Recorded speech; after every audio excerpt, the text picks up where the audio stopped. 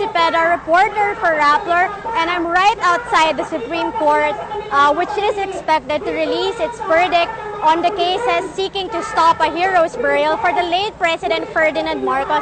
As you can see behind me, there are anti-Marcos protesters already gathered along Padre Faura Street, which is already close to vehicles. On the other side, which I will be showing to you later on, there are also hundreds of Marcos loyalists urging the SC justices to rule in their favor.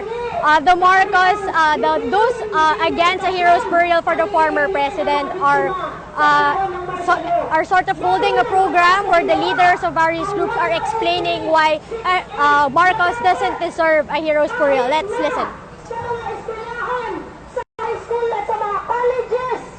Dapat bahagi ng kurikulum ng mga paaralan na sabihin at isama ang kasaysayan ng malagim na panahon ng batas militar. Kung kaya't hanggang ngayon nakikita natin kahit nasa hanay ng ating mga kapulisan, sa ating mga bagong profesional, walang alam kung ano ang dilim na panahon sa batas militar.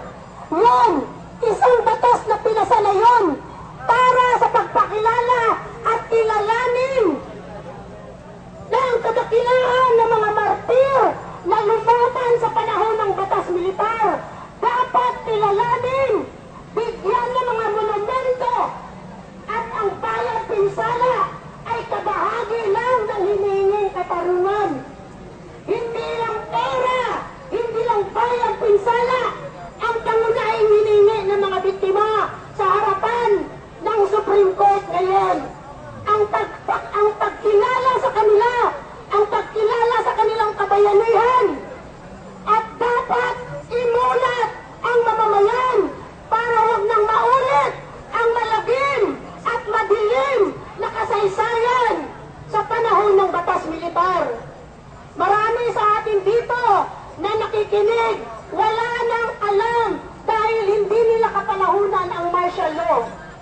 Ngunit para sa kapatiran, sa lahat ng nakikinig ngayon, ang lagim na hinasik ng martial law ay hindi lang sa kapuluan ng Luzon, kung hindi sa buong Pilipinas, maging sa Mindanao at sa Visayas, nananalanta ang lagim ng batas militar.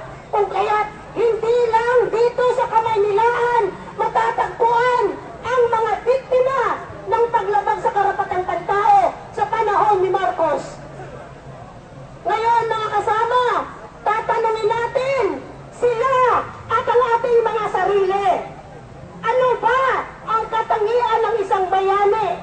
Ang bayani ba ang tawag doon sa isang taong iniluwa, itinakwil at pinatalsik ng mamamayan? Hindi! Siyempre hindi! Pag ipinagdiinan nilang maging bayani, ano ang motibo ng angkan ng mga Marcos? Bakit nila gusto ba itong buhayin na matagalang patay ang diktador Marcos? Nanahimik na ang kanyang katawan, ngunit ang kanyang mga angkan ay may motibo at may mga agenda sa darating pa mga taon.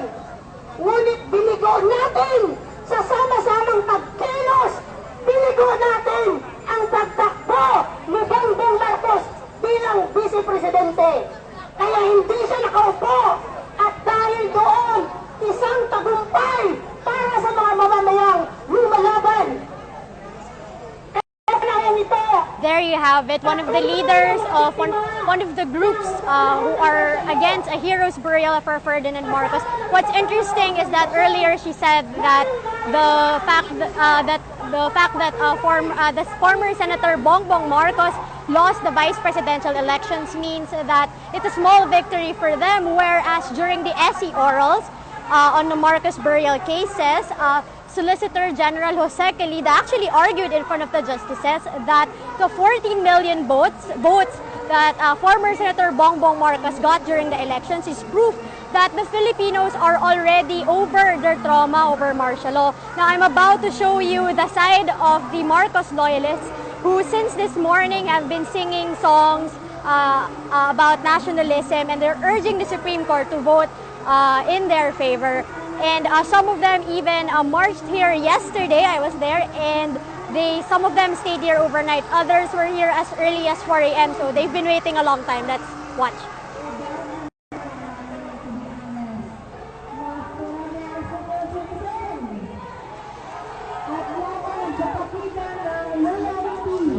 Sa ating Pangulong Ferdinand Marcos. Kaya sabay-sabay tayo lahat na nagsusumama sa Supreme Court, nabigyan na kapayapaan ang ating dating Presidente para payapa namin ang kanyang kaluluwa at para na rin sa pagkakaisa ng ating bayang Pilipinas. So, tayo narito ngayon at lahat tayo ay magkakaisa sa mapayapang paglilibing na ng ating butihing mabait na Ferdinand R. Marcos. Mabuhay tayo na na! Mabuhay sa Ferdinand Marcos!